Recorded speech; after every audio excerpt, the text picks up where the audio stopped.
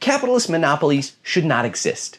They should chill you to the bone. The Black Mirror episode, Common People, is a vivid illustration of the living nightmare that is doing business with a monopoly. On one level, this story is a horrifying metaphor for America's for-profit healthcare system.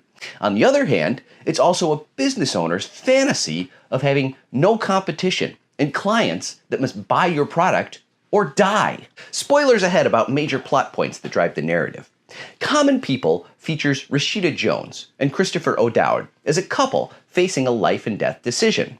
Here's where Black Mirror does what Black Mirror does best, providing a plausible but sci-fi answer to a deadly brain tumor. In the story, patients can upload part of their brain to the cloud thanks to a new service provided by a company called Rivermind.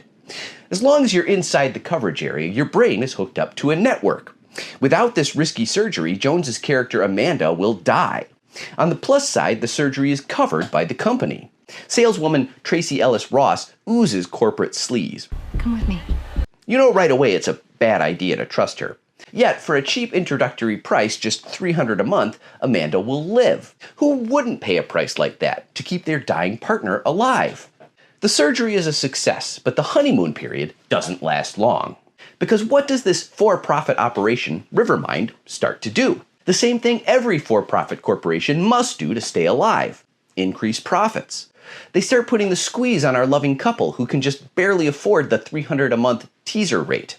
To make that monthly payment, Mike must constantly pick up extra shifts welding at his job. Amanda can't take on any extra work, snoozing away for extra hours because of the Rivermind technology. One caveat of the treatment is you need to sleep a little extra every night. Mike can't help but feel some creeping resentment as Amanda lays knocked out while he works himself ragged to keep her alive. But Rivermind wants profits, and when people are depending on your monopoly to keep them alive, the company has a little leverage on price. During the sales period, Rivermind promised free movement throughout the country as more towers went up. Instead, Mike has a panicked moment on a hard-won anniversary trip when Amanda goes offline, nearly dying because they tiptoed past the edge of their coverage area. Mike and Amanda are told about an exciting new tier of service just coming online that will allow Amanda to travel outside of her very limited home range. Even better, Rivermind will stop playing the advertisements that have suddenly started spouting spontaneously from Amanda's mouth. Kids love honey. That's why parents love Honey Nugs, the sweetest way to start your day. These ads are generated off keywords from the conversations people are having with Amanda.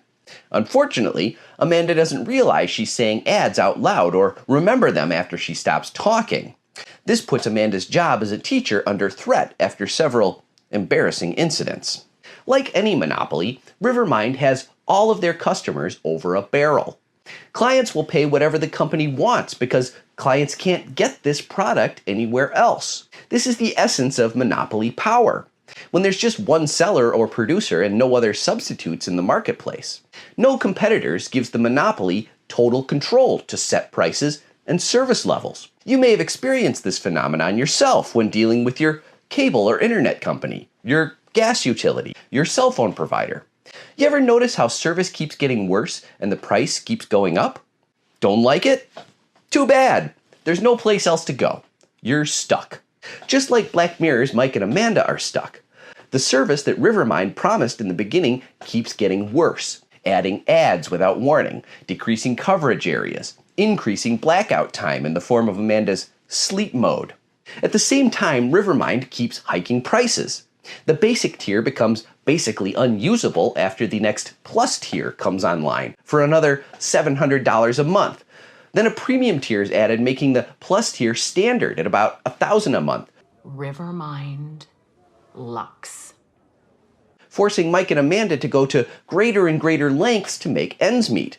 Mike finds an online humiliation site where he gets cash for degrading himself on camera. Classic Black Mirror nightmare fuel. But monopolies are a nightmare that already exists in real life. A federal judge just found against Google for illegally dominating online advertising, holding the company liable for willfully acquiring and maintaining monopoly power. There's a Forbes magazine article headlined, "America Has a Monopoly Problem," which notes that 3 companies dominate American mobile telecommunications. Just 3 companies get 95% of all credit card business, and only 4 companies handle 70% of all domestic airline travel. There doesn't have to be a single company in a marketplace to have monopoly power.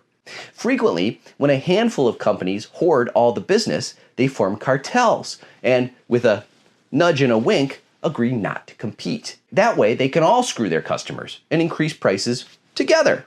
The agriculture industry is especially concentrated in this way. Just 4 companies sell the majority of hogs, steers, and chickens that Americans eat. This shouldn't come as a surprise because it was one-time Archer Daniels Midland CEO Dwayne Andreas who coined what you might call the monopolist's credo. The competitor is our friend, and the customer is our enemy.